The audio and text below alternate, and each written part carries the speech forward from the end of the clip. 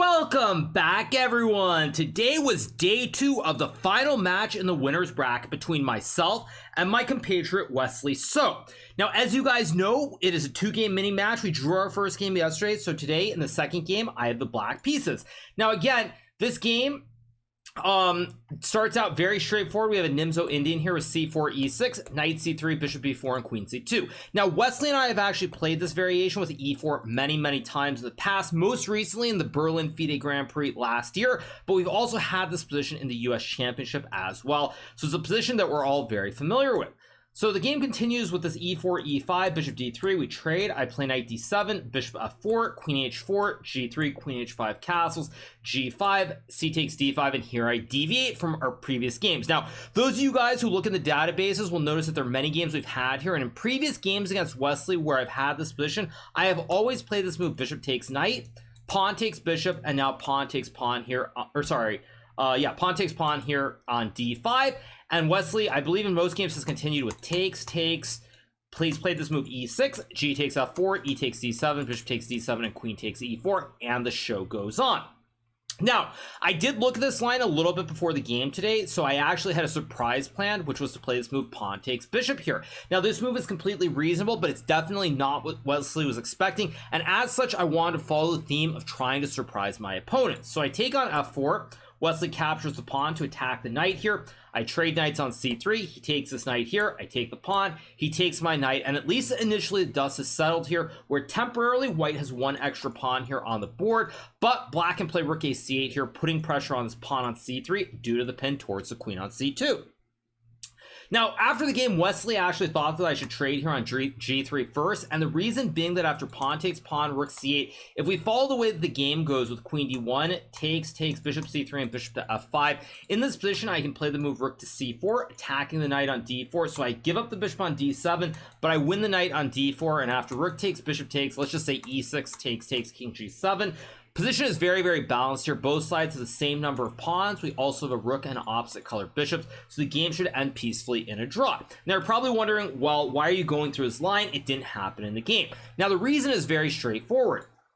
In the game, I played this move rook a8, which was my preparation. Wesley plays queen to d1. We trade the queens. I take the pawn, and he goes bishop f5. Now, this looks identical, but there is a slight wrinkle. If I play this move rook to c4 here, attacking the knight, after we reach this exact same position here with the rooks being traded, white can now take the pawn on f4, and white actually has 1, 2, 3, 4, 5 pawns, whereas I have 1, 2, 3, 4 pawns, so I'm down a pawn here, and white is quite a bit better.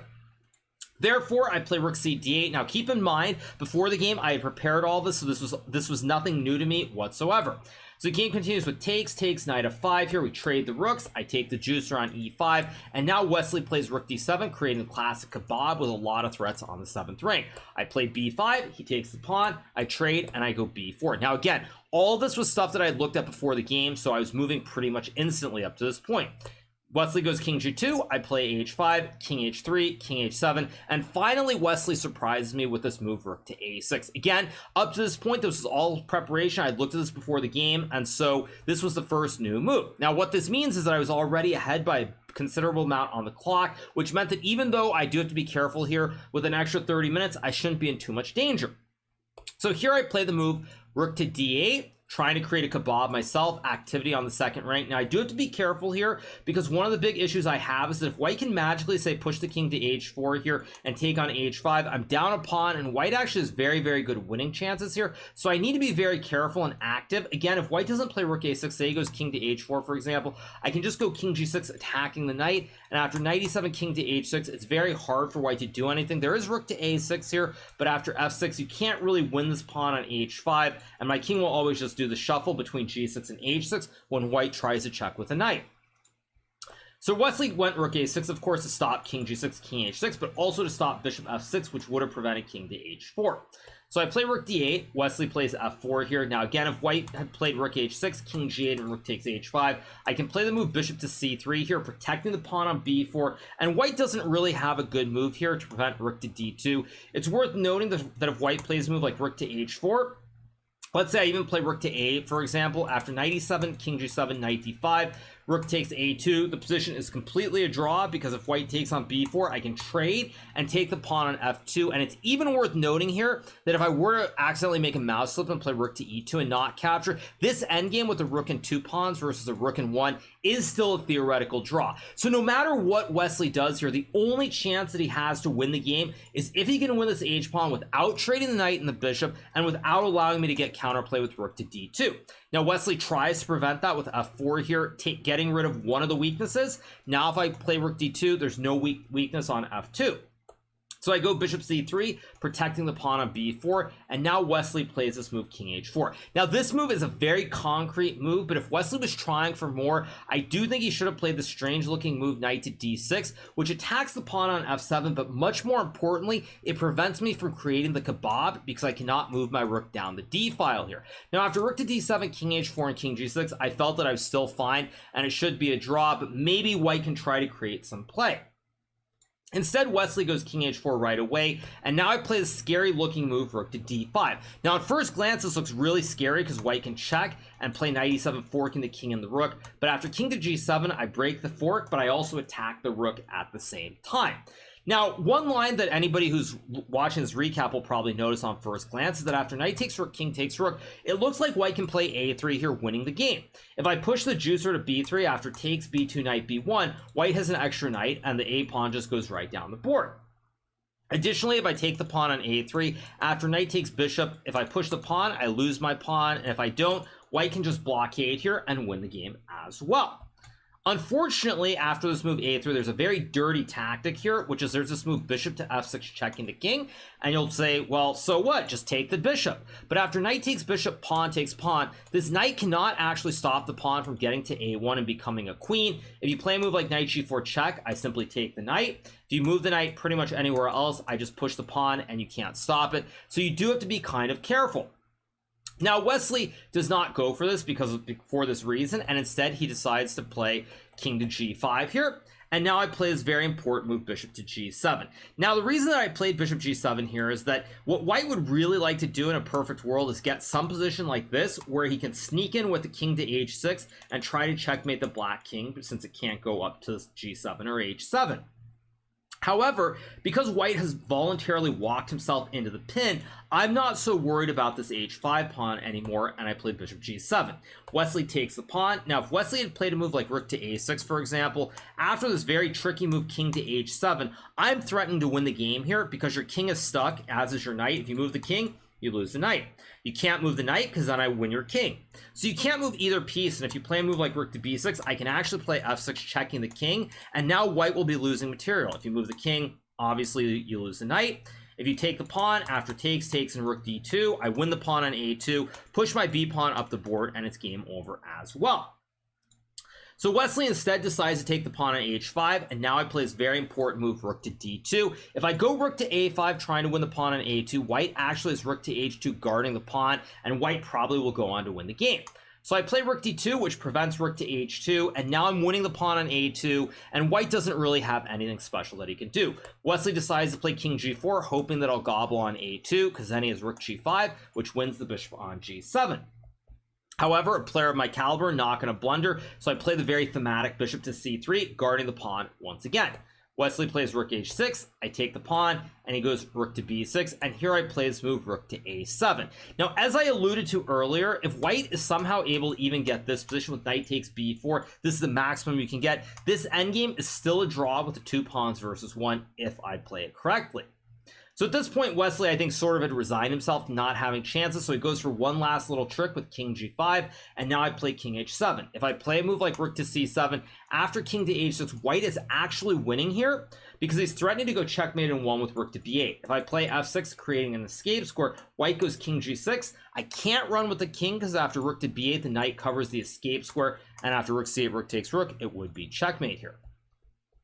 And if I play rook to c8, stopping rook b8, then white goes knight to e7, forking my king and my rook and winning the game as well. So instead of allowing any of these tricks, I simply go king to h7, stopping white from playing king to h6. And here Wesley resigns himself to a draw. He could have played on with a move like g4, but if I just wait, if I do the dad shuffle here on the 7th rank with rook c7, b7, a7, white can't do anything, and the game should eventually end in a draw. So Wesley decides to check. I go king to g8. He goes back to b6. I go back to h7, and now we get a repetition, which means that we draw our second classical game of the match, meaning the score is tied 1-1, and we move on to tiebreaks. So in the tiebreaks, I start with black pieces in the first game. The time control is 10 minutes with a 5-second increment from the get-go. So we start with e4. I play c5 against Wesley, changing it up here. Knight to f3, knight to c6, bishop to b5. And now I play this move, pawn to e5. Now, many moons ago during the pandemic, there was one famous meme opening that we came up with. I think Levy and I did a tier maker list. We even talked about it, which is this move, pawn to e5 on move 2. Now, this opening is called the Jalalabad variation, of course, named after the famous city in Pakistan.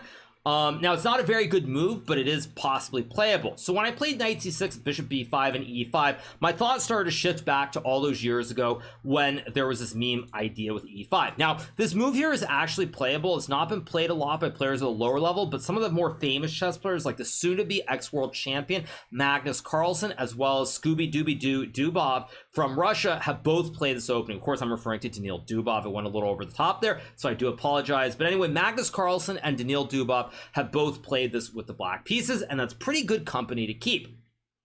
So after e5, Wesley castles, and now I play this move, bishop to d6. Kind of an ugly move, but I'm just trying to get quick development and put my knight on e7 while trying to claim some part of the center.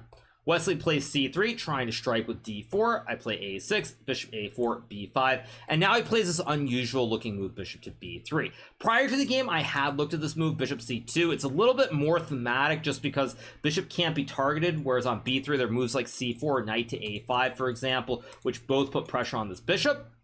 So I had looked at bishop c2 before the game, but Wesley instead plays bishop b3. I go c4 here, bishop c2 is played, and now I try to finish my development with knight to f6. Wesley plays d4, and now, of course, following the classic rules of chess, I play en passant with pawn takes pawn here. Wesley takes, and now I go bishop to e7. Wesley continues with bishop g5, and now I play this move d6. Now, it's worth noting the position is very unusual here because I do have this weak d6 pawn potentially after I push. I can't really play d5 and get rid of the weakness easily. On the other hand, white is lacking in development. His knight and rook are kind of slow to get into the game, and the bishop on c2 is sort of staring at a queen and a pawn in the way as well. So I play d6, Wesley goes rook d1, and now I play the classic me move here, knight to h5.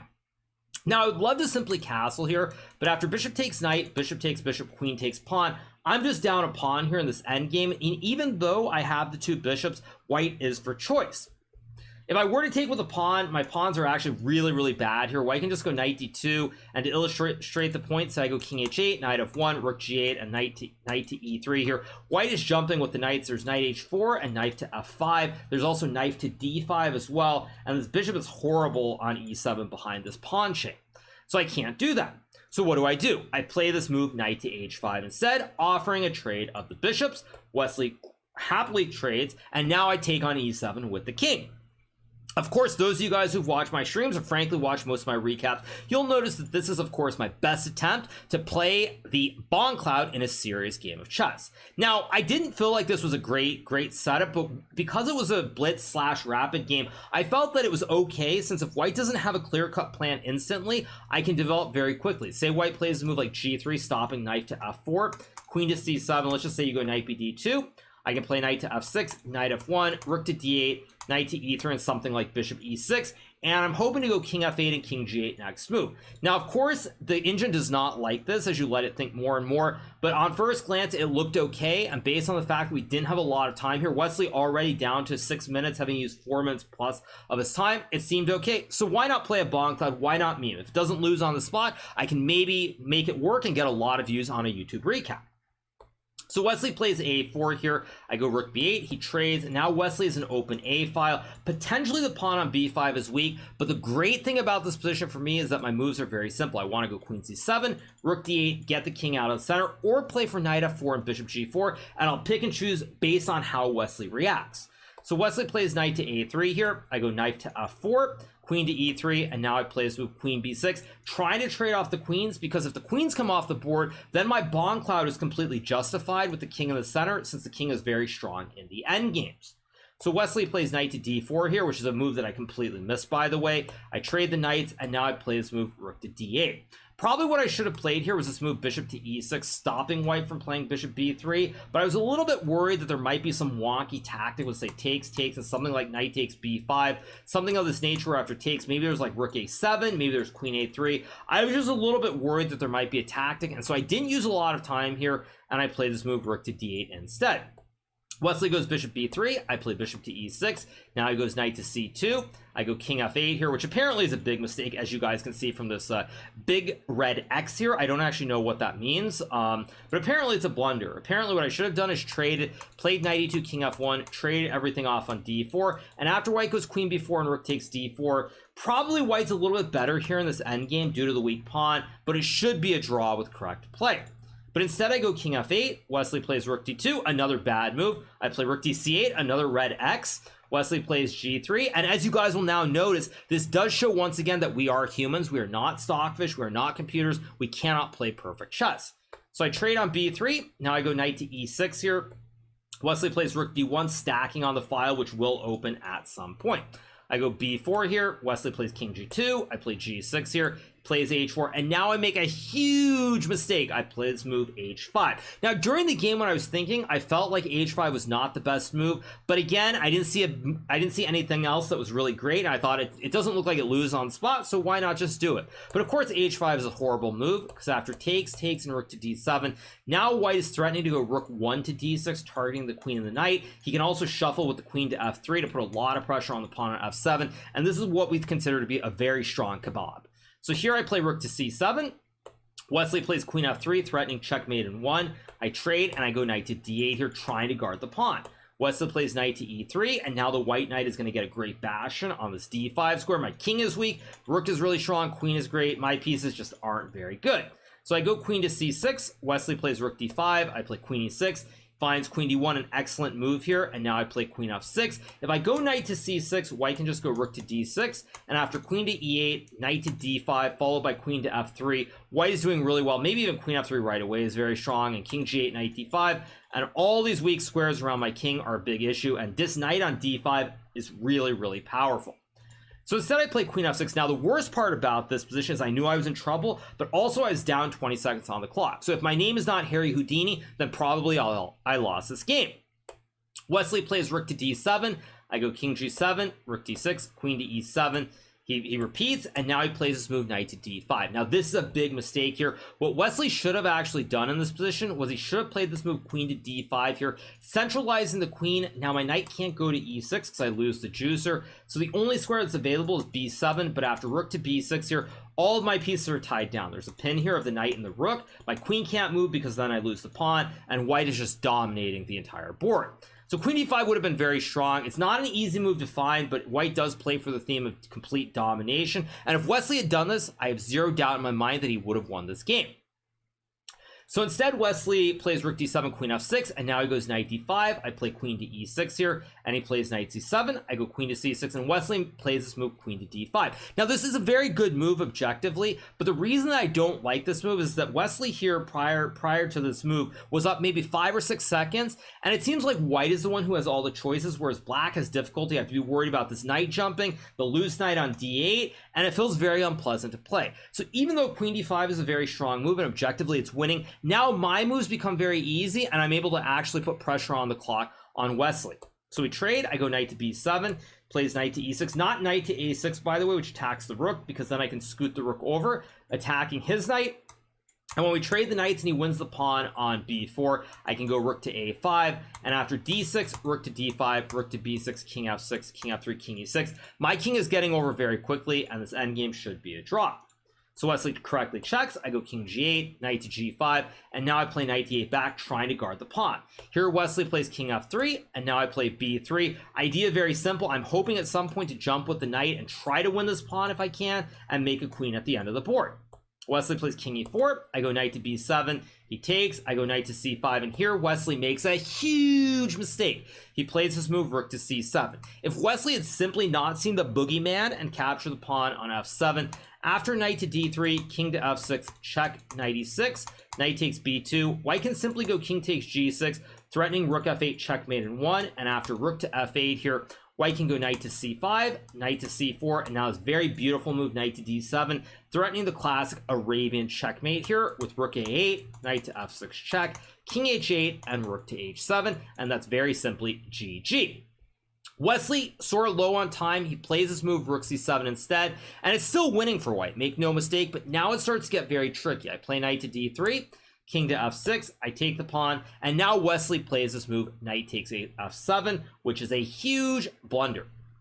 In this position, if Wesley had played this move pawn to d6, the game is effectively over. Computer is giving this as plus 52.20 for white, which means it's going to be checkmate very soon. And the reason is quite simple.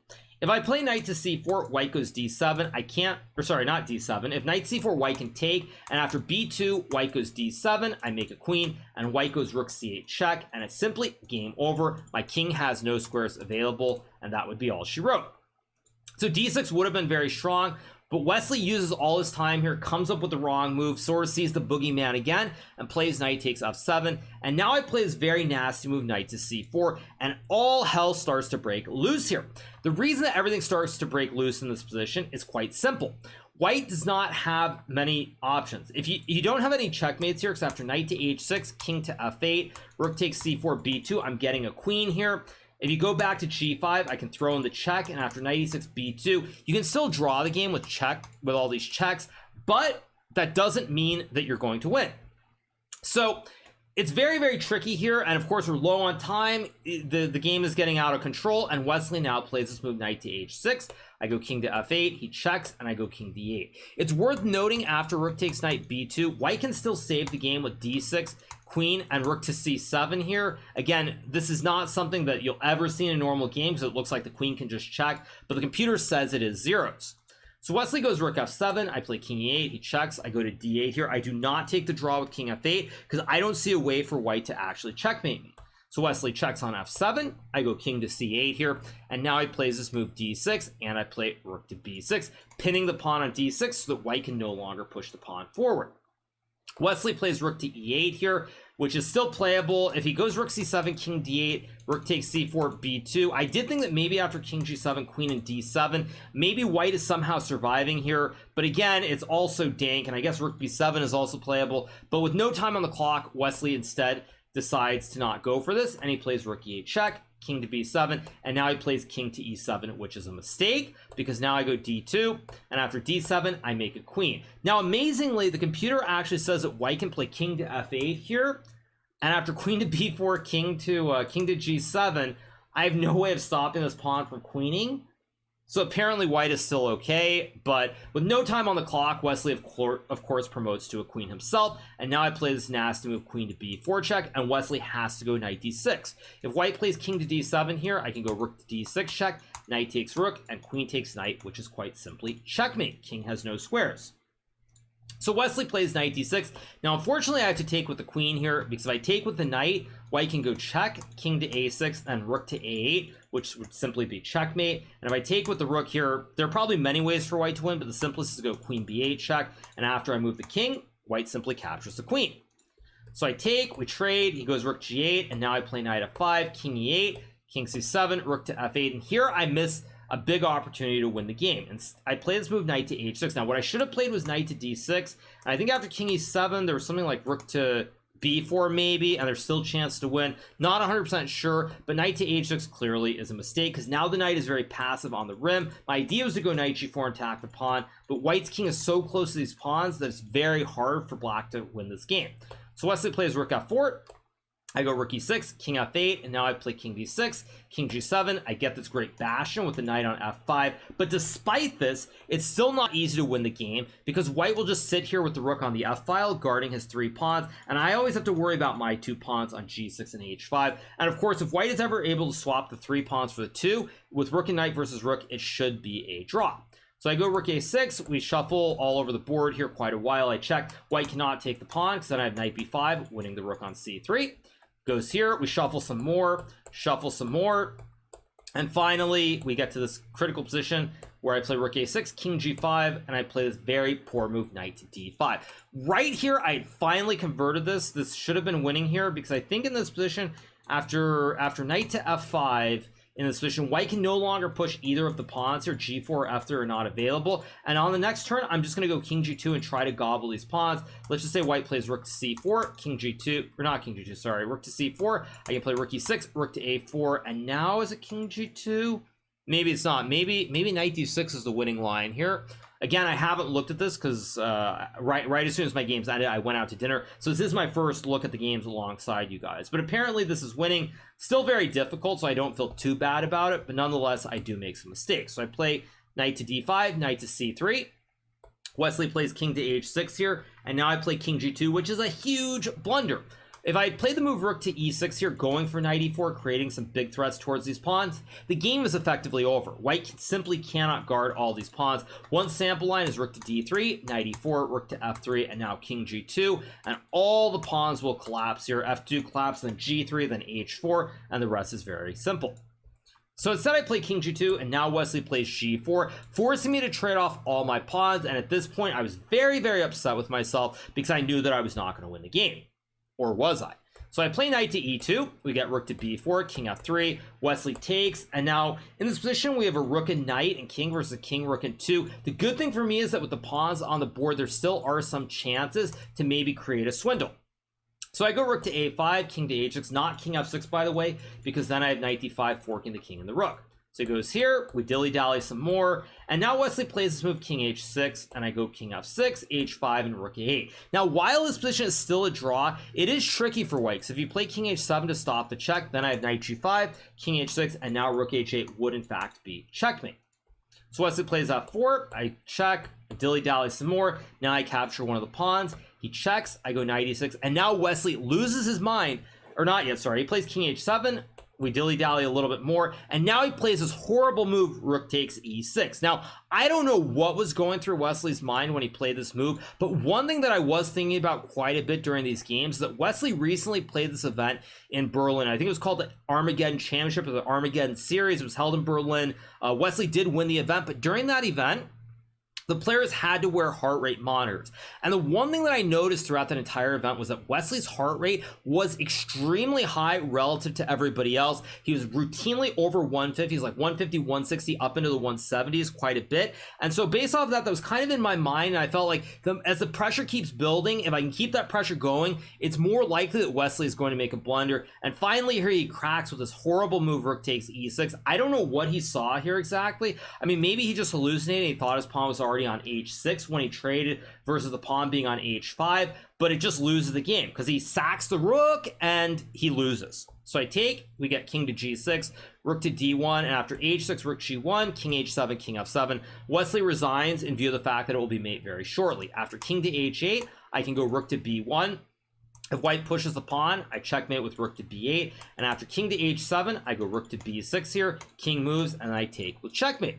So first game of 10 minutes plus 5 seconds, I win, so I'm in the driver's seat, and all that I need here is a draw in the next game with the white pieces.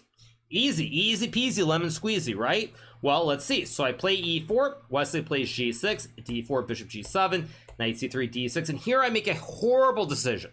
I play this move H4. Now this move is completely playable. Make no mistake about it. This is a very aggressive line where you can play for a win, and I think it's very challenging for black to face. That being said, in a game where I only need a draw to win the match, trying to play really aggressively is probably not the right strategy. And after knight F6, I double clutch right away. I play this move F3. Now, the best move here is to actually play bishop E2, and the idea is to play either H5 or pawn G4 and just push the pawns really quickly on the king side. But I did realize after bishop E2, C5 takes and like queen A5, white is definitely better here after king F1 takes and H5, but it's already getting sharp. And so in my mind, I started out really sharp with H4, and then I'm like, no, I'm going to dial it back and try to be a little bit less aggressive. And this is already the sign of my mind getting confused and making the wrong decisions. So I play F3, knight C6, bishop E3, E5, and now I play this move, knight to E2. What I should have played in this position was probably pawn takes pawn. And the reason is that after pawn takes queen, knight takes queen castles, white is simply quite a bit better here. And if black takes with a knight after knight to E2, castles and knight to F4, I have ideas like H5. I can also just go queen D2 and castles queenside, and I'm doing very well. But I play knight to e2, Wesley castles, and now again I hesitate. In this position, my first idea was simply to go d5, knight to e7, queen d2 followed by castles line. But then I thought, you know what? No, I'm actually going to take here, because after knight takes pawn, knight to f4, and queen d2 castles h5, I'm doing very well, as I just illustrated in the previous line. But the problem is that when I take here, since black is castled, now he can take back with the pawn, and while white is still okay here, it's already starting to trend in the wrong direction. So I trade the queens, I go a3, bishop to e6, knight to g3 here, trying to play h5, Wesley stops it, bishop g5, a6, bishop d3 here, because I want to castle queenside, rook d6, castles, and here Wesley plays this horrible move, knight to d7. Now, he played this move, and I moved very quickly, or maybe not very quickly, but I played this move, bishop to f1, relatively quickly, and as soon as I played this move, I realized that I had missed a huge opportunity to end the match here with knight to d5, and the reason I say that is quite simple. I'm threatening to win this pawn on c7. So if black tries to guard with rook c8, I can actually play this move bishop to e7, trapping the rook on d6. If black takes, I take back, forking the king and the rook. If black plays rook takes knight, I can simply take and then go bishop g5. And sure, the game continues after bishop e6, but I do have a rook for a bishop and a pawn in an endgame, so I should almost never be able to lose this position. And after knight to d5, there really aren't any other moves. If black takes and takes the pawn, I can go bishop takes g6, attacking the rook on d5. And after rook takes rook, I can simply, I guess many moves are good, but probably rook takes is cleanest. And after takes, attacking the pawn, rook to c8, knight to e4. It's a dream position for white. I should probably win this game like 95% of the time, and there's zero chance of ever losing. However, I played bishop f1, and as soon as I played this move, I realized immediately what I had done. So Wesley goes knight d4, and now I respond poorly with knight e2 because obviously I'm in a very bad mood, realizing that I could have just ended the match with that knight d5 move. So I play knight c2, c5, king to b1, we get f6, bishop e3, knight to b6, and now I play this move c3, which is a huge mistake here. Wesley misses a great move, which is this move knight to c4, because after I go bishop to c1 here, black can play knight to b3, and after takes, these knights are really strong. Black can go knight c4 here. All my pieces are actually really misplaced. You notice my knight can't go anywhere. This knight can't go anywhere either. So both of these knights for me are really bad, whereas these knights on soon to be c4 and b3 are very strong for black. So Wesley plays bishop b3. I go rook c1, another huge blunder. I should have just taken the knight here, but I played rook c1. Wesley plays knight e6. I go rook to e1 with the idea of playing knight to c1. Wesley plays knight c4. I go knight to c1. He takes the bishop, and here I make the final mistake by playing knight takes bishop on b3.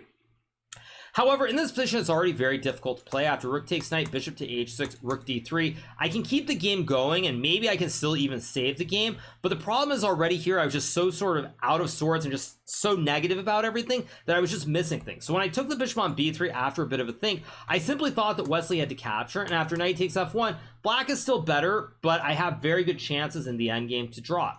Of course, Wesley plays bishop h6, which is a move I didn't see, and effectively here the game is over. There's very little I can do.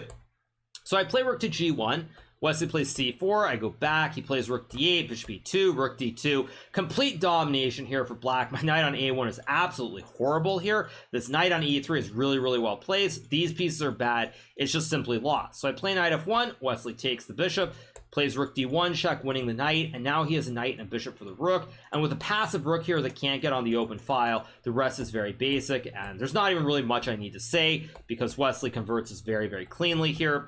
He just simply builds a chain, and at the right moment, I play f4, because of course, if black can just consolidate with the knights here on d3 and c5, eventually he'll play for f5 and e4, create a pass pawn in the center of the board, and win. So I play f4, takes, bishop h6, knight d5 takes, knight c7, knight c5 back, stopping rook d7, and I play a few more moves here, but the result is never really in doubt. And after knight to c6 here, I play knight c6, and I resign the game because black can win just about any move. King d5 is simplest, and after knight e7, king e6, knight c8, just knight to f5. Black has 3 connected pawns here. I don't even have a pass pawn on the queen side, and it's very, very straightforward. So what have I done? I've thrown away the advantage. I won the first game of 10+5 with black, and then the second game I play one of the worst games I've played in a while. I lose, and it's now a new match. So we move on to the next game. So now we move on to the Blitz portion. Same format, 2 games of 3 minutes plus 2-second increment. If it's tied at 1-1, then we go to our Megadon, where a winner will be decided based off a single game. So first game of the Blitz, I also have black. So same opening here, we get this Rosalima, where I try to play my fake Jalalabad variation with e5, and we repeat our game. Same position here. And after knight h5, Wesley decides to play bishop e3 rather than trading the bishops this time. Clearly not a fan of going into the Bongcloud, and he wants to avoid it. So he plays bishop e3, I castle, he plays knight bd2, I go rook to b8 here. Now this move was just a simple move here. Basically, if white plays a4, I can maybe take and open up the b file, maybe even just b4, and the rook just makes sense being on b8. So it's a prophylactic move to improve the rook position. Wesley plays b4, and now I go king h8 here with the idea of playing for f5, opening up this f file for my rook on f8. Wesley plays bishop b3 here. Now, I think this is sort of the start of going in the wrong direction. Mind you, we're playing 3 minutes with 2-second increments, so you can't be critical of the plans, but the computer really likes this move queen to f1, so that f5 never has any bite, because if I play f5 and trade the b-shops, after white goes knight to e4, there's a great outpost, there's queen d3 as well, and white is doing what white should be better. There also, I guess, is g4 as well, forking the rook and the knight, which also effectively stops the f5 pawn push. But again, 3+2, trying to move quickly, not fall too far behind. Wesley plays bishop b3, I go queen c7, knight to f1, and now I play f5, opening up the f file. Wesley plays knight to g3, I take on e4, he takes, I go knight f6, and now he plays this move queen to d3. Now it's worth noting during the game, I did think queen b1 was the best move, which computer really likes, and white is apparently better, but it's a move that feels very awkward because now the rook can never come into the game because the queen's in the way. And the other 2 queen moves actually aren't great. If white plays queen c2, I can play d5 here, creating the big black center, and if white takes, you actually lose because it takes, and knight takes b4. There's a pin, and you're getting forked, so it's all bad news for white.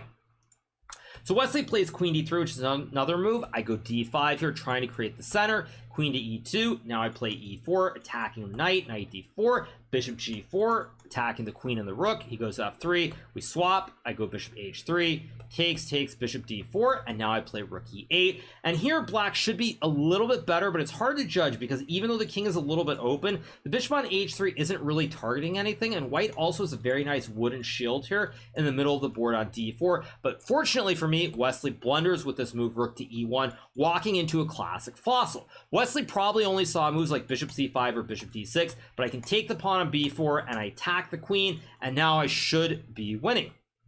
The game continues with queen d3. I play bishop to c5 here, and now Wesley plays king h1. We trade. I go queen c7, and Wesley blunders the game with queen h4. What Wesley could have done here is try to maybe trade and play something like rook to d1, maybe rook to g1 as well. Black is up a pawn here, and I should win this with precise play, but it's not over till it's over. Wesley, however, plays queen h4, which loses the game on the spot because now I trade the rooks, and I play queen takes c3, attacking the rook and the pawn. If white can't really move the rook to f1 because then I capture the rook. If you move the rook to, say b1, for example, then there's a lolly checkmate with queen takes f3, king g1, and queen g2. And the only other move that you can play is maybe rook to e2 here, but after queen to a1, this is also checkmate as well. King simply has no squares. So I play this queen takes c3, I win this first blitz game, and once again, I'm in the same situation that I was in earlier, where I have the white piece in the second and final blitz game, and all I need to do is draw. That's all I need to do. So I play e4, Wesley plays g6, d4, bishop g7, and this time I decide to play something a little bit more sound with knight to f3 and bishop c4, knight to f6, and queen to e2. Now this is a very old system. It's been around for a very, very long time. White tries to develop very quickly, play for e5 in the center, and castle the king instantly before touching any of the queenside pieces here. So Wesley castles, I play e5, takes, knight d5, I play h3 here, stopping bishop to g4, which would pin the knight, knight b6, bishop b3, knight c6, and now I castle the king. Again, I've got a great bishop on this diagonal. I can claim the open d file, and my development is very simple. My move should be very simple as well, so it's all looking very peachy. So Wesley plays knight to a5, trying to win the bishop on b3. I develop the knight, he takes my bishop, and here he plays bishop to d7, trying to put the bishop on the c6 square to put pressure on the knight, and then potentially putting pressure on the pawn on e5 as well. So that is what Wesley is aiming for. Again, very, very hard because he has no bishop g4 here, so he comes up with this idea of bishop c6. So I play rook d1, pinning the tail on the donkey. He plays queen to c8, and now I go bishop g5, developing the bishop, attacking the pawn on e7, and already here I'm feeling very good. As you guys can see from the clocks, I was also up 1 minute to boot. Wesley plays rook to e8. Now I go queen to e3, idea of playing bishop h6, and Wesley plays this move c5. Now already it's very, very hard for black to play because he's so passive. This rook on a8 is not really getting into the game. The queen, the bishop, the knight, I mean, this knight can't go anywhere, so the knight is passive, bishop is passive, the queen and the rook are passive, and it's very, very hard to play. So Wesley goes c5, I play bishop h6, trying to trade some bishops, plays bishop h8, and now I go rook to a5, trying to win this pawn on c5. At this point, the game is effectively won. I'm going to be winning material, but still, there's no need to let up before it's over. So Wesley plays bishop c6, I take the pawn, rook to d8 here, and now I play knight to d4, a very logical move because the knight guards the rook on d1 here, this knight guards. So if I can trade the knight for the bishop, that's one less piece on the board. It gets me that much closer to either a draw or a win. So Wesley plays e6, I go b4, knight to d7, and now I take, and I play this move, rook to a5 here. Wesley goes queen c7, attacking the pawn, but also guarding his own pawn as well. So here I play f4 to consolidate my pawn in the center. Also now black's bishop on h8 is very, very poorly placed as it's staring at a wall. So Wesley plays knight b6. Now I go rook a to a1, dodging a fork with knight c4. Plays queen b7, I go queen to c5, knight to d5, and I play this move, knight to e4. Wesley plays bishop g7, and here I make a big mistake. I play this strange looking move, bishop g5. In this position, what I should have done is simply traded and played a move like c4 here, and after knight takes f4, I can trade, and then go I guess, rook takes a7 is good, but even knight to d6 here, and I'm going to get the rook to the 7th rank. There's all kinds of pressure. I have this great kebab here on d6, and the rest should be very simple. Instead, for whatever reason, I play this move, bishop g5. Now, I think the reason that I played this move is that I thought I'm winning. I need to win this game. There's no need to trade off pieces. But if I just used a few seconds and thought from just a general practical standpoint, I would have traded. But instead, I play bishop g5. Wesley goes rook b8. I play c3 to guard the pawn. And now he plays h6. I go bishop f6, and he takes on f4. And now it starts to feel a little bit scary. Mind you, I'm obviously still much better here. I should be winning. But I've lost a pawn here. If black can somehow get the knight to the center, there could be issues. So here I trade, and now I play this move, rook f1. Now, the tragedy about this is that when I used the time and thought about bishop takes g7, I thought that after rook to f1, I was simply winning, because when black moves the knight, I can go knight to d6, winning either the queen or this pawn, and that'll be straightforward.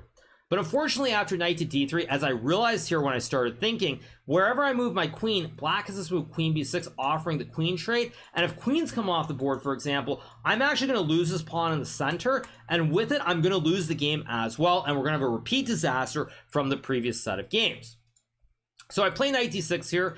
Wesley trades. Now, for a second, he almost took the pawn on e5, but if black does this, I have rook takes pawn check. You can't capture the rook because then I capture the king. And after king g8, rook to f6 with all these weak pawns in the center, I should be winning, but at the very least, I don't think I'm going to lose here. So instead, Wesley trades the queens, goes rook to f8, guarding the pawn, and now I play this move b5. He takes, and I go knight takes pawn, and he plays a6, and I go back to d6. And here Wesley makes a big blunder with knight takes pawn on b2. In this position, Wesley actually could have saved the game with knight to b4, and after rook to c1, knight d5, I don't have an entrance on the 7th rank, and now black can maybe even go rook to b8 to put pressure on the pawn on b2. Mind you, I should not lose this position, but it's not clear whether I can win anymore.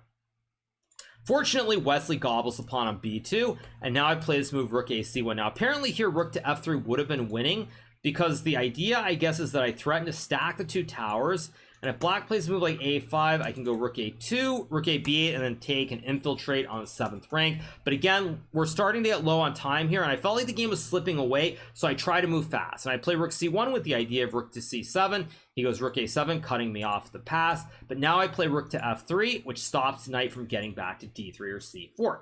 Here, Wesley plays this move knight to a4. Now, this is a mistake.